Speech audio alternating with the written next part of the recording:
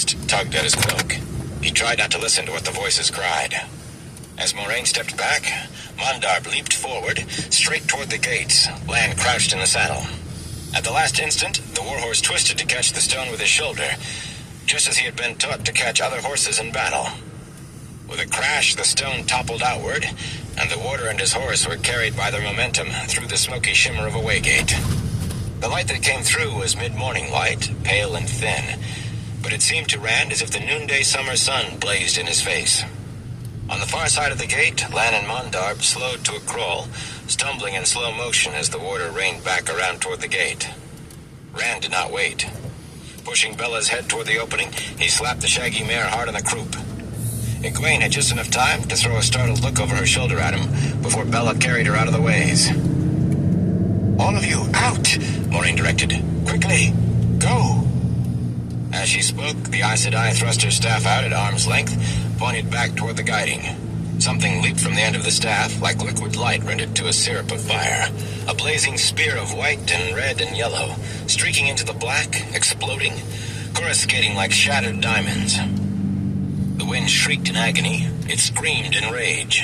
The thousand murmurs that hid in the wind roared like thunder. Roars of madness, half-heard voices cackling and howling promises that twisted Rand's stomach, as much by the pleasure in them as by what he almost understood them to say. He booted Red forward, crowding into the opening, squeezing after the others, all forcing through the smoky glistening at once. The icy chill ran through him again, the peculiar sensation of being slowly lowered face down into a winter pond, the cold water crawling across his skin by infinitesimal increments. Just as before, it seemed to go on forever, while his mind raced, wondering if the wind could catch them, while they were held like that. As suddenly as a pricked bubble, the chill vanished, and he was outside. His horse, for one abrupt instant, moving twice as fast as he had been, stumbled and almost pitched him over his head.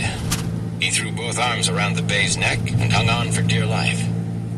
While he got back into the saddle, Red shook himself, then trotted over to join the others as calmly as if nothing at all odd had happened.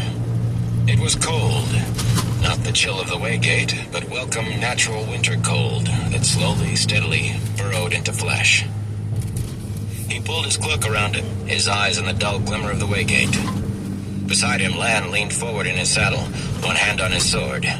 Man and horse were tensed, as if on the point of charging back through if Moraine did not appear.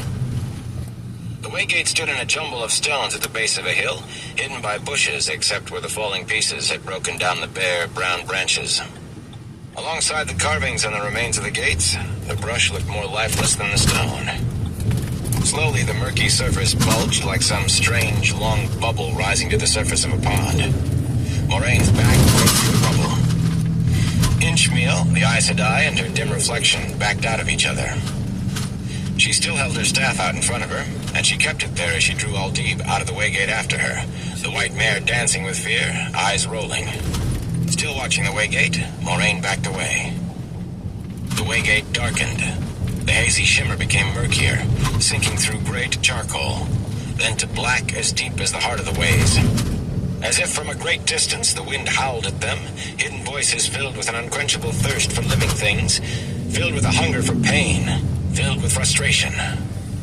The voices seemed to whisper in Rand's ears, right at the brink of understanding, and within it, flesh so fine to tear, to gash the skin, skin to strip, to plate, so nice to plate the strips, so nice, so red the drops that fall, blood so red, so sweet, sweet screams, pretty screams, singing screams, scream your song, sing your screams. The whispers drifted, the blackness lessened, faded, and the waygate was again a murky shimmer seen through an arch of carved stone.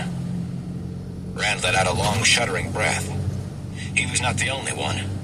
He heard other relieved exhalations. Egwene had Bella alongside Nynaeve's horse, and the two women had their arms around each other, their heads on each other's shoulders. Even Lan seemed relieved, though the hard planes of his face showed nothing. It was more in the way he sat Mondarb, a loosening of the shoulders as he looked at Moraine, a tilt of the head. "It could not pass," Moraine said. "I thought it could not. I hoped it could not." Pah! She tossed her staff on the ground and scrubbed her hand on her cloak. Char, thick and black, marked the staff for over half its length. The taint corrupts everything in that place. What was that? Nynaeve demanded. What was it? Loyal appeared confused. Why, Machin Shin, of course. The black wind that steals souls. But what is it? Nynaeve persisted. Even with a Trolloc you can look at it, touch it if you have a strong stomach. But that... She gave a convulsive shiver. Something left from the time of madness, perhaps, Moraine replied. Or even from the War of the Shadow, the War of Power. Something hiding in the ways so long it can no longer get out.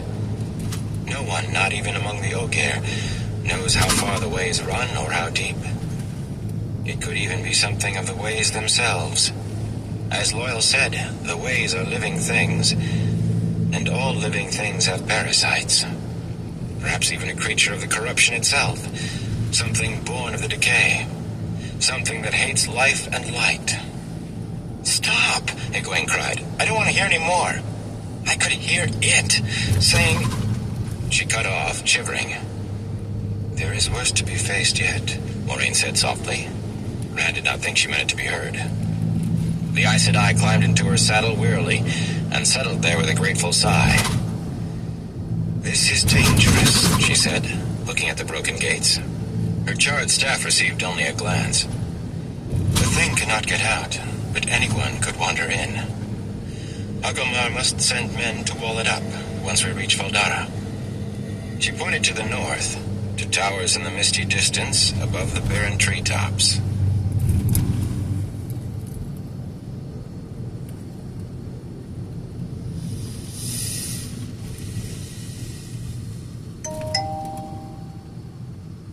Chapter 46.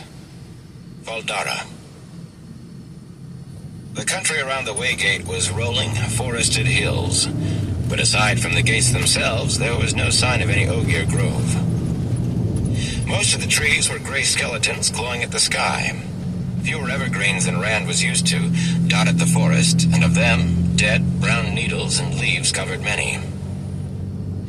Loyal made no comment beyond a sad shaking of his head.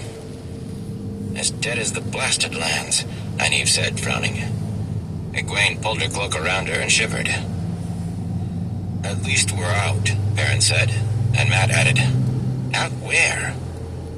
Shinar, Lan told him. We're in the borderlands.